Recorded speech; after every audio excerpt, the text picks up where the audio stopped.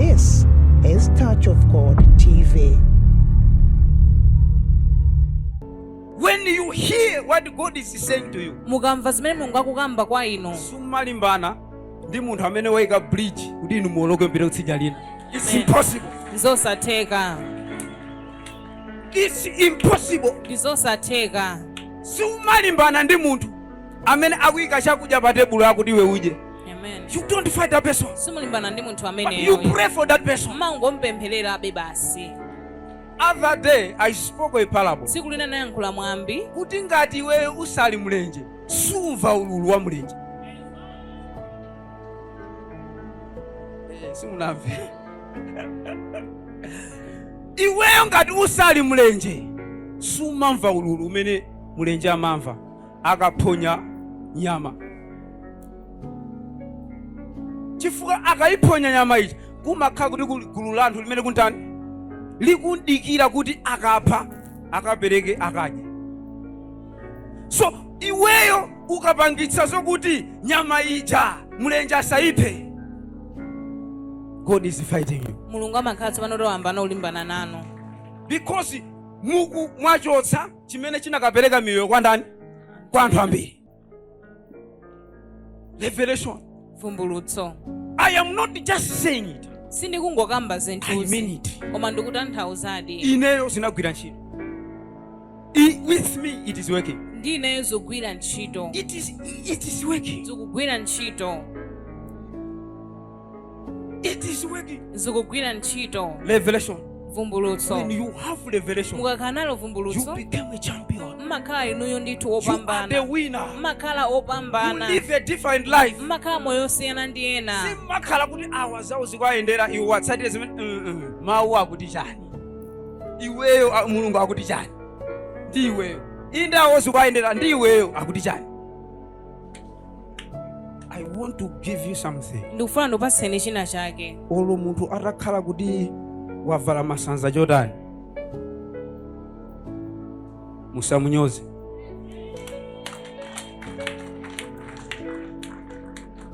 Musamunyoze. Atha kuoneka wa masanza lero, koma you don't know his tomorrow. Simukudziwa mawa lake. Atha kuoneka opanda ntchito tsiku la lero, koma you don't know tomorrow. Simukudziwa mawa lawo. Kuti wanyoza tsiku la lero, mawa kupita ku interview ukampesa kuti amene unanyoza kuti ndamene akupangisa ma interview.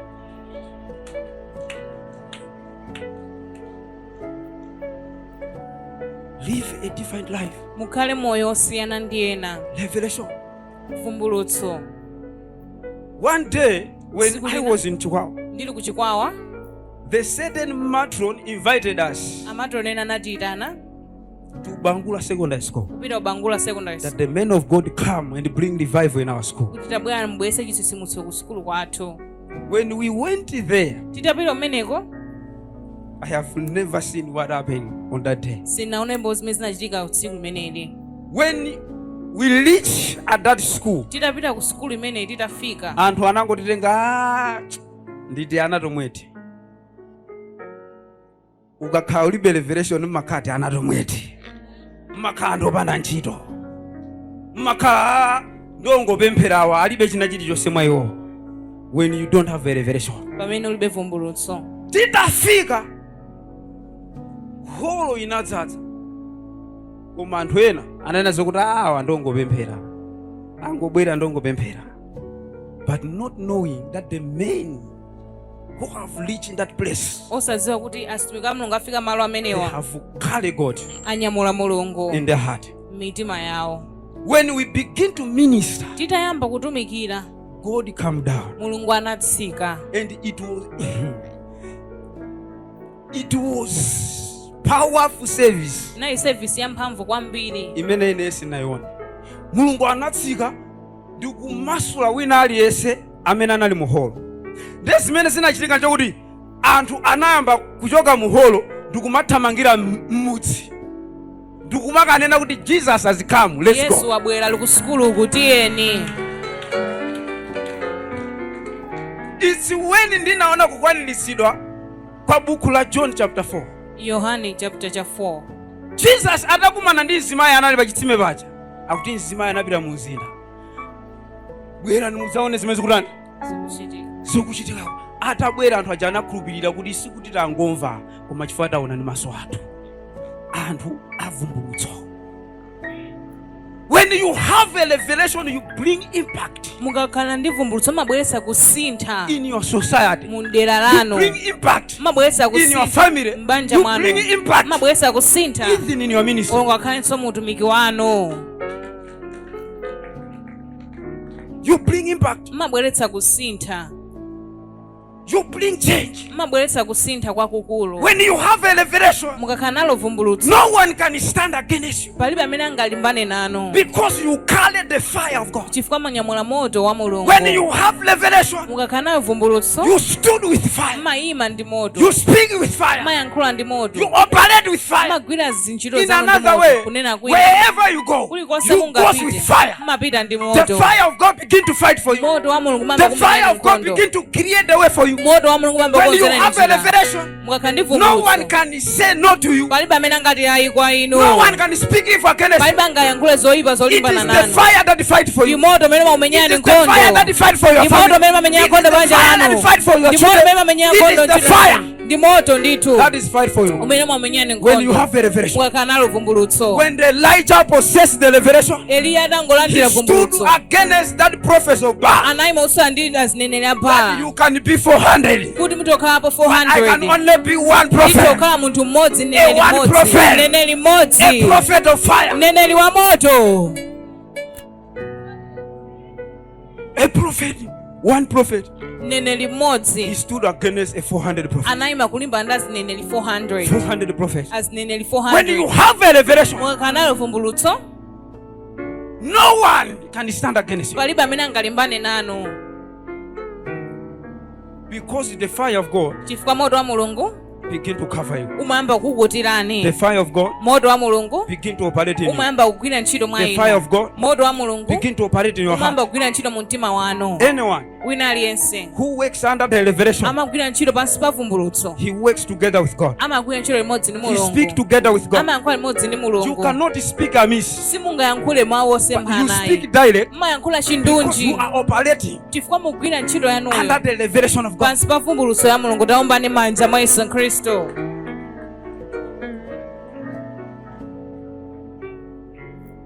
Amen. Revelation. Vumbulutso Mukuyenera mudziwe kuti kodi Mulungu akuti chani ndi ine. Mulungu akuti chani ndi banja langa. Mene ndikugona ninja Mulungu sana nene kuti ndidzagona ninjala. Mulungu akuti chani ndi nyengo yangayi. Mene sisakuyenda Mulungu sana nene zokuti ineyo sidzayenda. Ananena kuti with me all things will be possible. Why this thing is happening? chifukwa chani zikundichitikira.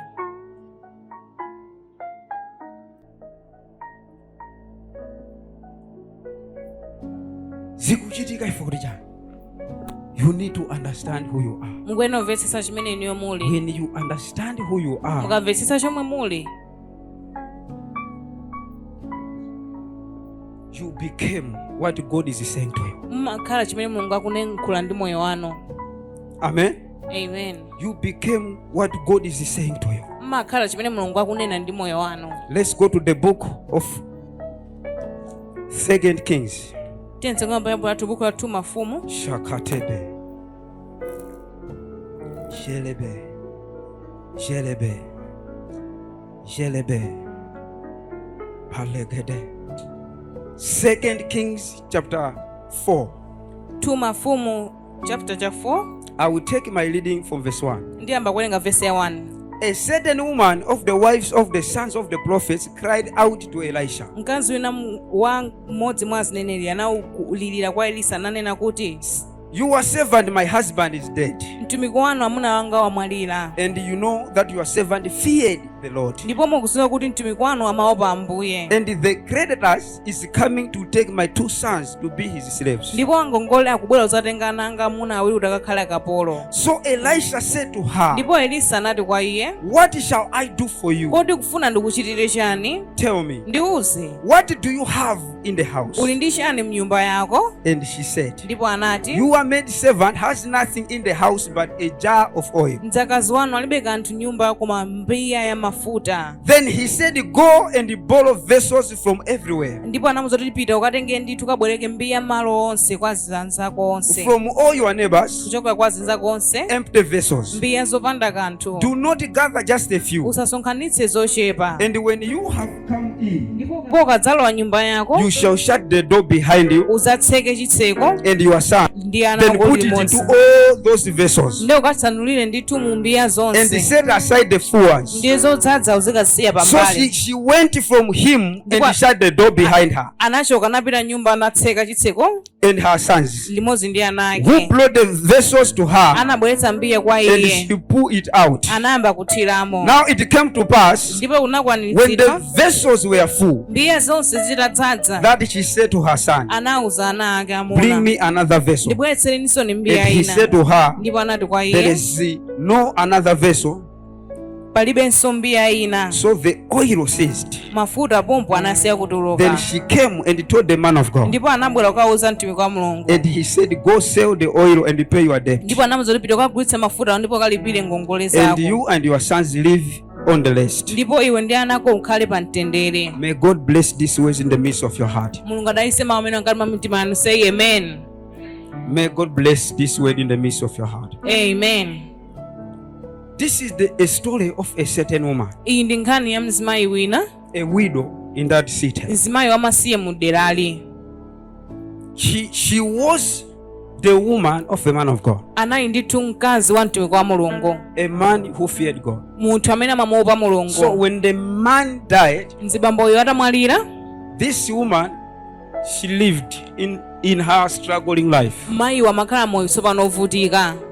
But one day, Tsiku lina she visited the prophet anapita kwa mtumiki wa Mulungu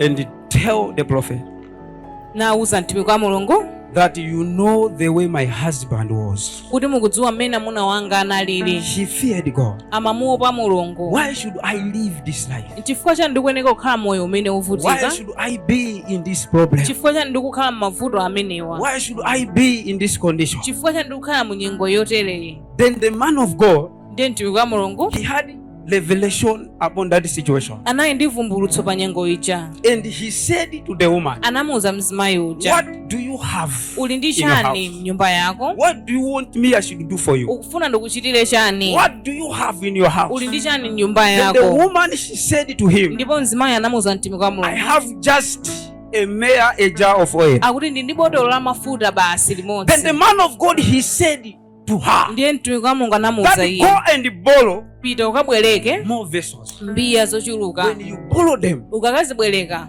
close yourself ukazitsekere in your house nyumba mwako and with your sons. ndi ana ako. Begin to put that oil Ukambe kuthira mafuta in mbiyazo. that vessels.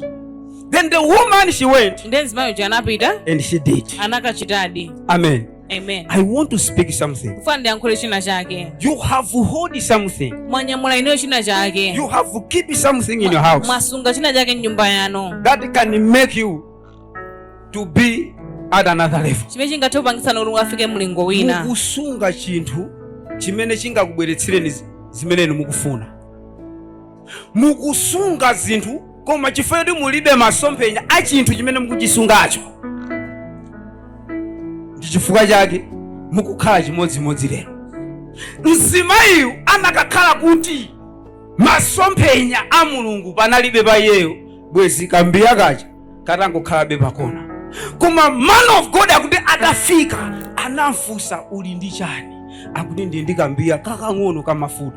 Anamuza pito kabwereke. Akuti atayamba ndikambiya kochepako kanadzadzitsa mbiya zochuluka.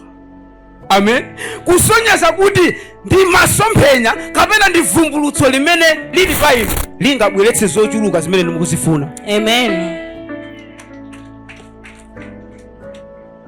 Ndi tsiku la lero Mulungu ayambira ndi chimene muli nacho. Amen. Amen. Ukumpeza wina wake ali ndi foni close, ukayigulisa close 250, koma akukhala moyo vutika. Ndi chifukwa chani osangokhala ndi vumbulutso achimwene kaguliseni foni iyi mukapange invest business. Mukakagulisa foni ija mukapanga invest into business, mukapanga invest in that business chifukwa mwayigulisa ndi revelation, the same revelation will begin to grow that business. Vumbulutso mwe yamba ukuza business yanuyo. When it begin to grow, yamba ukula mukagula foni ina to replace imene munagulisa revelation. Vumbulutso. You find other people ali ndi maplot mwina atatu koma akufani njala. Why don't you go and sell one plot? Usagulisa plot imodzi bwanji. Why don't you sell one plot? Usangogulisa plot imodzi. Mukagulisa plot imodzi, you find God has intervened in your business. Mulungu alowerera business You find God has intervened in your investment. Mulungu alowerera muzija mwayigiza zija. Mochuluka business ikuchuluka.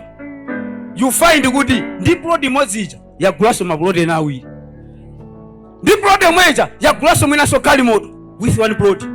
What you just need is a revelation. Chimene ufunikira ino ndi vumbulutso basi. Kuti panyengo ndikukhalai Mulungu akuti chani ndineyo. Amen. Akuti chani ndineyo.